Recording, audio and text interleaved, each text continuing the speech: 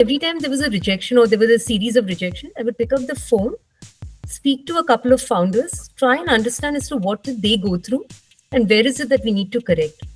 So when we started, we were bootstrapped. So almost for 2 years, we did not raise funds.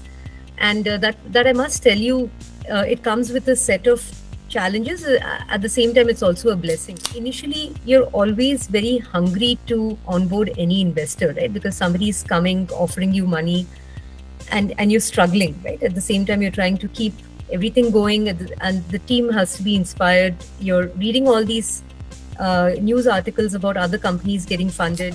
Best decisions we made was to wait until we got a good investor. So, and I'm a mom, so the transition was on to ensure that you're also spending time with your children while you're trying to figure out many things at work.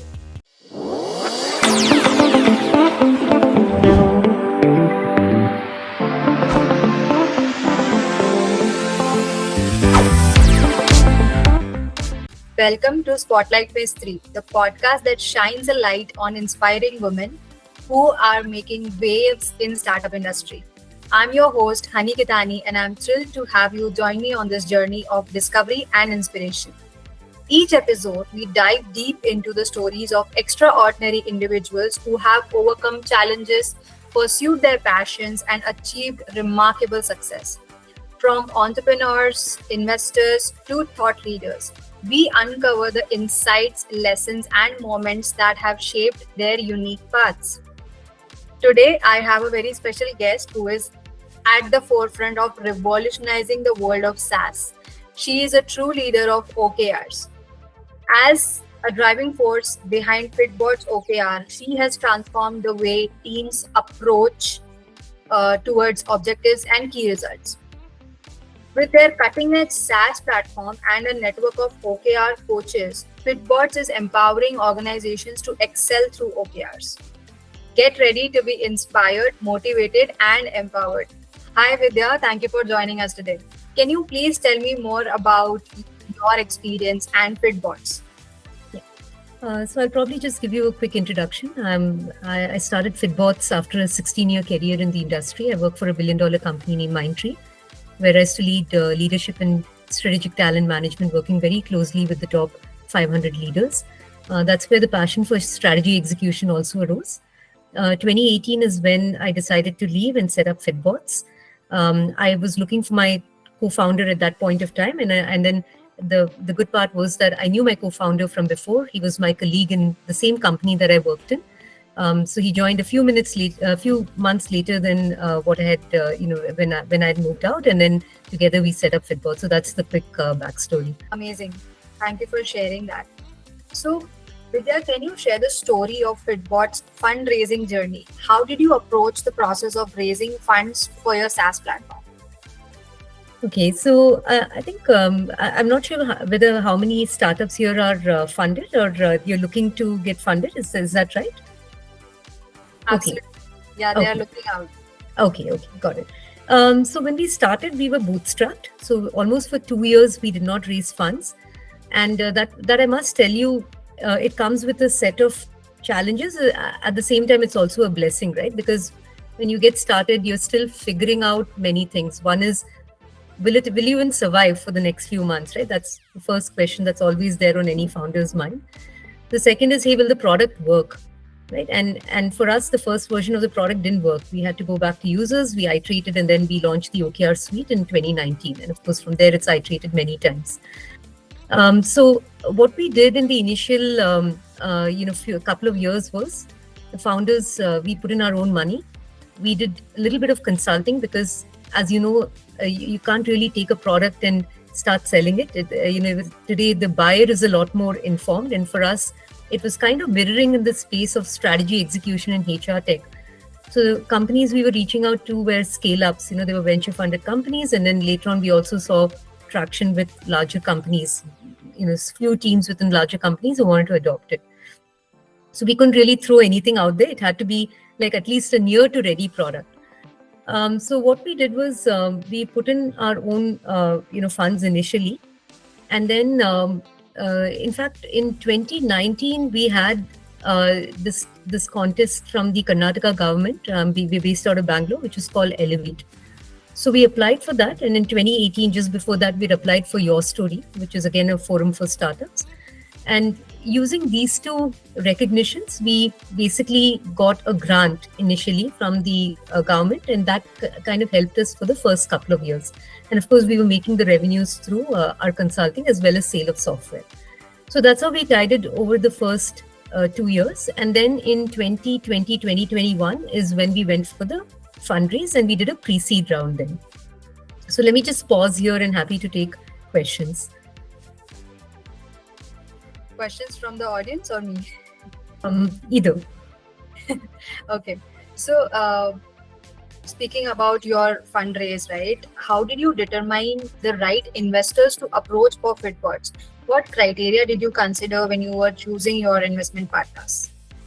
Yeah, so I'll be honest because it's more like a conversation with other founders, right? Like initially, you're always very hungry to onboard any investor, right? Because somebody is coming, offering you money, and you're struggling, right? At the same time, you're trying to keep everything going, and the team has to be inspired. You're reading all these news articles about other companies getting funded, and there's always this point where you're considering, hey, are we building something that many people want, right? That's the journey that we're going through. So it's very, very easy to go after any money which comes in. And in fact, that's something that we almost did, right? There was somebody who was willing to put in money, was a first time investor. We were first time founders. And thankfully, someone gave us this good advice that two first time on both may not be a good idea. So either consider somebody who has invested in many companies in the past, because typically pre-seed rounds are done by business angels. And that's the riskiest point when you actually get an investment, right? Because anything can happen to the business. So for us, one of our customers, right, who had a family fund and based out of Singapore, had referred us to his family fund, and that's how we got our first pre-seed investor. So we knew the person, we knew that they had invested in the past, and that's what made us, and it was a leap of faith on both ends, and hence we went in for the pre-seed round. But initially, there's always this infatuation to go after anybody. Absolutely. And how did you avoid that temptation of going out to anyone? Yeah, it was very difficult because it also leads to a lot of stress in conversations between co-founders, right? Like, for instance, I was pressing for that investment to happen, but my co-founder actually raised it at that point of time, saying that it's first time for both. And then we said that, okay, let's take a step back before jumping into it. Let's go and read, what's the content out there. So we went online, spoke to other founder friends, and got some good advice to say that, hey, why don't you pause, take a look back at what you're doing and what kind of traction you're getting. Can you acquire more customers and make that revenue and keep it going, rather than going and raising funds at this stage? So that was the point. And if I look back, that was probably one of the best decisions we made, was to wait until we got a good investor. That's great. And what strategies or tactics did you find most effective when capturing the interest of potential investors? And how did you differentiate Fitbots from any other startups in the market? Yeah. So pre-seed round or business angels typically invest in the team, right? Because they know that your product is also evolving. They know the space is new. For us, the category was also fairly new. So we are in a category. So if you go to G2, I'm sure that all of us, many of us are SaaS founders here. So if you go to G2 crowd, you would see that, there are grids, right? For every category, there's a grid. So if you look at, let's say, employee engagement, it's a very crowded grid. You'd find that there are probably about hundreds of softwares which are listed there on the grid. For OKRs 5 years back, it was a very empty grid. So we knew the category was fairly new. And what that does is, when a category is fairly new, it takes a longer time because you have to also educate the market. So I'm not sure whether how many new categories. We were not a category creator, but it was a fairly new category. So amidst the audience, if there are any folks who are in new categories in SaaS or in your space, you could kindly ping it on the chat window, because we were very similar to that about 5 years back. So having said that, from an investor point of view, it was the team. It was the belief that SaaS as a business typically is set up for scale. There is a good software which solves a problem, and the software, there is some kind of a proof in a context that, where he was able to observe it. Right? So those are the decision-making points from an investor lens. So I hope that's answered your question. And what about the support from your co-founders? How has the support of your co-founder and team played a role in your personal and professional journey during this fundraising process? Finding a co-founder is a very, very important step, right? I'm sure each of you, as founders who are setting up startups, would know that, because a co-founder, as I always think about it, right? And this is something which, not that I have listed it down, but it's listed on the website on one of the articles that I read, where a co-founder is like your co-pilot. So just imagine you're on a plane, it's going to nosedive, and the co-pilot is there along with you, kind of lifting it up, right? Like, so that's very, very akin to a co-founder. So having a co-pilot who, one, has complementary skills, and the second is we're able to draw certain lines on decision making, right? For instance, very early on, there's a conversation that Kashi, my co-founder, and I had is anything which is product and engineering related, Kashi would take the call unless I have a very strong point of view. And similarly on growth, which is either customer success or new customer acquisition, or let's say anything to do with the operations of the company, is where I would probably have the final say in it. And so it makes it very important to listen to each other, look at very complementary viewpoints, like the conversation around investment, right? It was a very, very diverse viewpoint that we had, and we had to converge, and for that we had to listen to each other. Otherwise, it would have led to probably some kind of a conflict. Completely agree on that. And you've been working on this company since last 5 years? That's right. Yeah. So I'm sure it's very demanding, the kind of work that you're doing, and building and scaling a SaaS business, definitely can be demanding. So how do you try and maintain a work-life balance and take care of your personal well-being as well while you're leading Fitbots? Yeah. So I think a lot of it has got integrated over the last few years. So I'll talk to you about a few transitions which happened, right? Like for instance, in the first year, I was transitioning from having worked for a very long time to setting up a startup. Now that transition, we kind of underestimate how difficult it is, because especially in the first year, you're used to a brand of an organization backing you. Once you come out, there is nobody, right? You are your own brand, you are your company. And if there is anything that you get in the initial stages, it's because of the founder equity that you've built with your network. So a few learnings that I had was, one is in the transition, we had to stand on our own, right? That was the first personal transition. So there was no big swanky office space. There was no huge team. There were no resources at your disposal. We were trying to figure out a product which was very, very new to the market.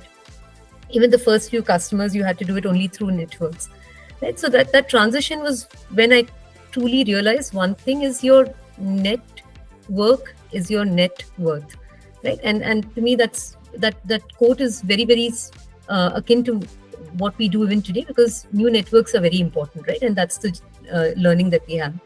The second is to attract a team, right? That's the second transition. The transition to attract the team is you can't really sell anything, right? You can only sell the purpose, passion, and the mission of the company, right? For your first few hires. For us, the first couple of hires, we knew them, and on belief, they came and joined us. So to answer your question, the work-life balance initially kind of revolved around these.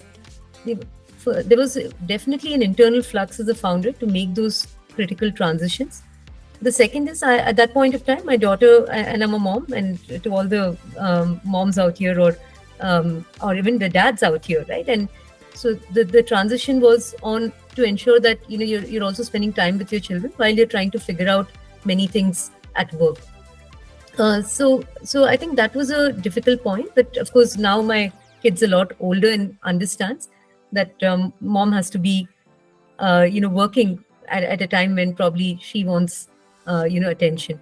So that kind of settles in over time, but definitely that work-life balance takes time. Absolutely. And it could be very difficult also, because as you said, it is a lonely journey when you're starting something on your own, and you don't have that brand backup with you of a conventional business, right? So how did you face any rejections or setbacks during your fundraising journey, and How did you stay motivated and resilient during that time? Sorry about that. Most pitches that we made actually didn't result in anything, right? And I'm sure, so there was a lot of rejection that we faced even when we were either applying for, let's say, accelerators in the initial bit, or let's say we were trying to apply for award programs which recognize startups.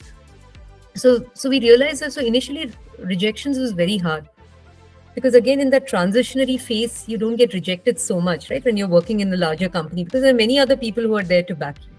But here, the only people whom you can actually point fingers at is the two co-founders, or let's say if you're a solo founder, it's yourself, right? You are the company. So that was a difficult time and then after some time you get used to rejection. So today, let's say there's probably either, let's say, a no from somebody, or let's say a customer who unfortunately wants to break up, or hope that doesn't happen. But any of those, scenarios, it's definitely a rejection which we need to deal with. So to answer your question, I think initially there were a lot of rejections, but then when you got that one acceptance, right, that one waiting for that one acceptance can take you to the next level. And how do you cope up with this rejection? What are the things that you follow, or what are the tactics that you follow in order to not get demotivated and keep on going the next day?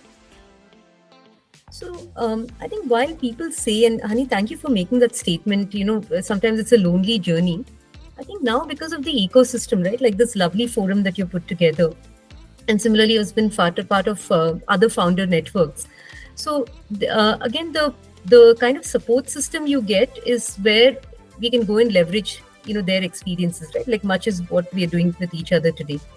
So I think every time there was a rejection, or there was a series of rejection, I would pick up the phone, speak to a couple of founders, try and understand as to what did they go through and where is it that we need to correct. Right? I'll give you a simple example so that it doesn't sound like a motherhood statement, right? Like, so for instance, when we were pitching to investors, one of the points that we that came out as feedback is, hey, don't try and make it a very complex kind of a messaging, right? Like, simplify it. Simplify your solution. So initially the solution was very complex. It had a lot of components which would probably have taken many years to build. It was not, the time to value was very, very long. Right? So they said, okay, how do you kind of simplify? So then we simplified it to say that, hey, you have a SaaS subscription on an OKR software. And then in order to get that right, you have a coach network that we're building. So the solution was probably more easily understandable to a person who's receiving it. So that was one way in which we corrected. But the short answer to that is to actually call somebody, and preferably somebody from a founder network. Thank you for sharing that. And that's really something which a lot of founders out there should listen to. Now, coming to the next question, how do you believe the fundraising process has shaped Fitbots as a company? In what ways did you feel that it has influenced your vision, strategy, or operations? This is the important one. Yeah, I think from a vision perspective, fundraising doesn't change it, because your vision is what the company is, right? The mission and vision is very, very key to founders, right, when they set up a company. But you're right, from an acceleration perspective, we did a few things. One is we were able to experiment a lot more. We did some growth experiments. So for instance, we started experimenting a lot more on SEO. In order to experiment on SEO, we tried to outsource it to an SEO expert, right? And then we hired a few people. We had to hire at that point of time. So we were able to hire with a lot more authority, because we had that funding and the backing, and we knew that there was a clear runway. However, the fundraising doesn't necessarily mean that you would be successful. It's how the founders use that funds to put it in the right place, right, at the right time, and keep the ship going, is where that was the bigger learning. The other thing is, once you have investors on your cap table, it's also a responsibility, right? And it doesn't matter at which stage that the company is in. So there had to be this understanding as to how often would we report, how clean are the reporting. So we read many stories about governance of companies going wrong. That's something I would highly avoid, right? If you're honest and transparent, then it becomes a lot more easier, because you need to build trust with your investors. Right? So to answer your question, there are two parts to it. One is, how did we use the funds, we did hire a few specialized people within the company. So, for instance, we hired one sales rep so that my co-founder and I didn't have to sell every time. We were able to do the second level of selling, so that at least the first couple of demos or the calls would be made by somebody else. We hired somebody for the marketing team. At least content, we were writing blogs. So can we have somebody who would write content? Because ours, as I shared, was a fairly new category that we were creating. So content was a strategy for us. Right? And then we hired a couple of people for the engineering team. So that was how we used, at least from a hiring perspective, and the rest were all growth experiments. Absolutely. And what about investor reporting? I feel that is also something, startups must know that after funding, it's very important to keep your data updated and keep it in a way where investors are also keen to learn more about it. And how frequent do you report to investors after funding? Yeah, so we follow a monthly rhythm of sending out email reports. So a summary of the month gone by, or let's say if we complete, let's say a quarter or half yearly, it's a summary of the 3 months or the half year gone by. So those are sent as email updates.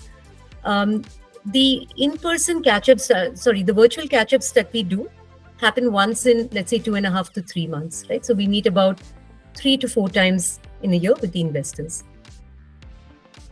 Wow. Thank you so much for sharing that. So looking back on your fundraising journey, what are some key takeaways you would like to share with the aspiring entrepreneurs who are just starting out their fundraising? Yeah, fundraising doesn't guarantee success. It's about who you raise from and how you use the money, which is what is most important in building the company. Don't go after any money which is given to you. Look out for dilution. Sometimes you're given some money and then the dilution is very high.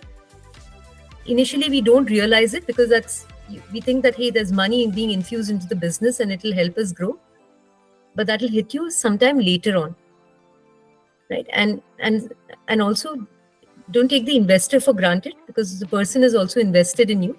So make sure that your reporting as well as your conversations with them are very transparent, right? And leverage their networks, because as I said, that we are pre-seed funded, so we're leveraging. As much as we can, we leverage the networks of our investors as well. Amazing. Thank you for sharing that, Vidya. And thank you, Vidya, for joining us today and sharing amazing insights with us.